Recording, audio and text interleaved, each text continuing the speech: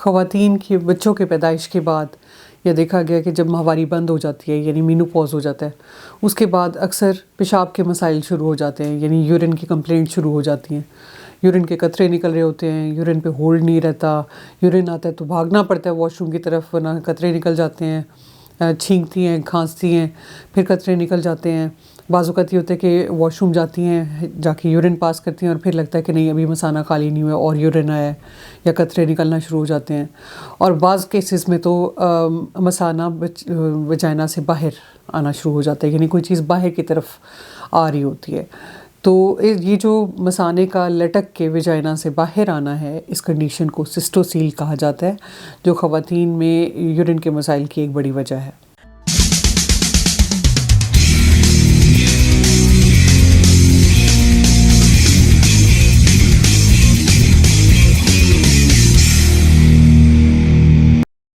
السلام علیکم، میرا نام ڈاکٹر صباحت خان ہے۔ میں ڈاکٹرز ہاسپٹل اور عمر ہاسپٹل جوہر ٹاؤن لاہور میں as consultant gynaecologist and IVF specialist practice کرتی ہوں۔ میں نے دیکھا ہے کہ خواتین کی جب چائلڈ برتھس ہوتی ہیں یعنی ڈیلیوریز ہوتی ہیں اور ویجائنل ڈیلیوریز ہو رہی ہوتی ہیں ملٹیپل، تو اس کے بعد اکثر خواتین پیشاب کے مسائل کا شکار رہتی ہیں،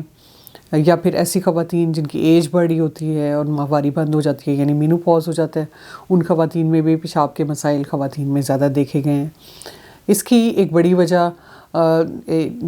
پریگننسی کے بعد ڈیلیوری جب ہوتی ہے، بار بار ڈیلیوریز ویجائنا کے تھرو جب ہو رہی ہوتی ہیں، تو اس وقت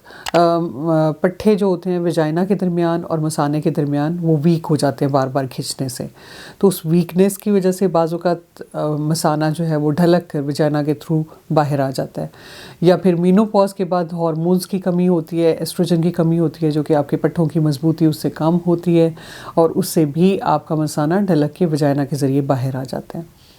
اس میں خواتین میں یہ جو علامات ہوتی ہیں یورین کی، ان کی شدت مختلف ہو سکتی ہے، مائلڈ سمٹمز بھی ہو سکتے ہیں اور سویر بھی ہو سکتے ہیں۔ اکثر خواتین میں پیٹ کے نچلے حصے میں درد ہوتا ہے، کمر کے نچلے حصے میں کچھ کھچاؤ سا محسوس ہوتا ہے، انہیں لگتا ہے کہ ویجائنا سے کوئی چیز باہر آ رہی ہے، جو کہ مثانہ وہاں سے ڈھلک کے باہر آیا ہوتا ہے ویجائنا کے تھرو، کیونکہ ویجائنا اور مثانے کے درمیان کی دیوار جو ہے وہ ویک ہو چکی ہوتی ہے اور وہاں سے ڈھلک کے سارے مسلز باہر آ رہے ہوتے ہیں۔ اس کے علاوہ یورین بار بار آنا، یورین کے قطرے نکل جانا، جب بھی یورین آئے تو تیزی سے واش روم کی طرف بھاگنا ورنہ قطرے نکل جانا، بعض اوقات یورین جب کر کے اٹھیں تو پھر محسوس ہوتا ہے کہ مثانہ ابھی خالی نہیں ہوا اور پھر دوبارہ سے یورین کرنے کے لیے بیٹھنا، یورین پاس کرنے کے لیے زور لگانا، یا پھر جب آپ یورین پاس کر کے اٹھتی ہیں تو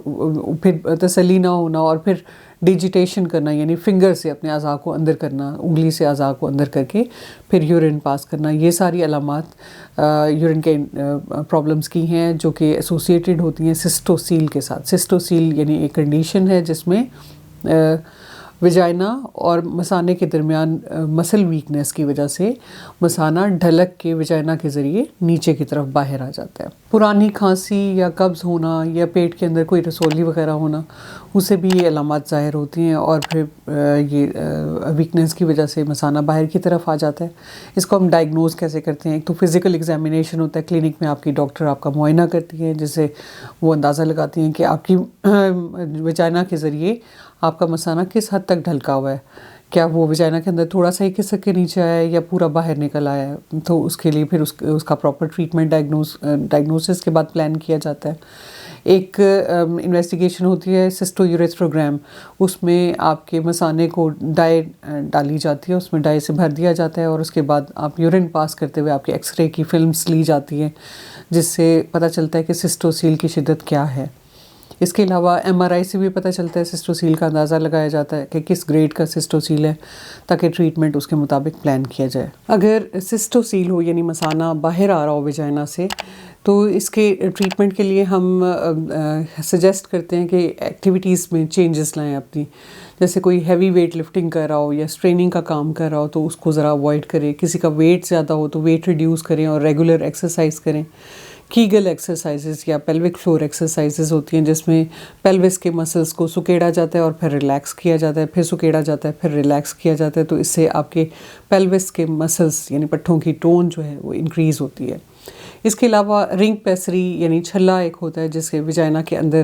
ڈالا جاتا ہے اور اس سے آپ کے مثانے کی پوزیشن واپس ریپلیس ہوتی ہے، یعنی مثانہ واپس اپنی جگہ پہ جاتا ہے، لیکن یہ ایک عارضی حل ہے۔ اگر علامات زیادہ ہوں، سسٹوسیل کا سائز بڑا ہو یعنی مثانہ بہت زیادہ باہر آ رہا ہو، تو ایسے کیسز میں سرجری سجیسٹ کی جاتی ہے، جسے سسٹوسیل ریپیئر کہا جاتا ہے، اور اس میں مثانے کو واپس اپنی پوزیشن پہ لے جا کے اسٹچنگ کی جاتی ہے تاکہ وجائنا اور مثانے کے درمیان کے پٹھے جو ہیں وہاں پہ ان کی مضبوطی کو انکریز کرنے کے لیے ہم اسٹچز لگاتے ہیں۔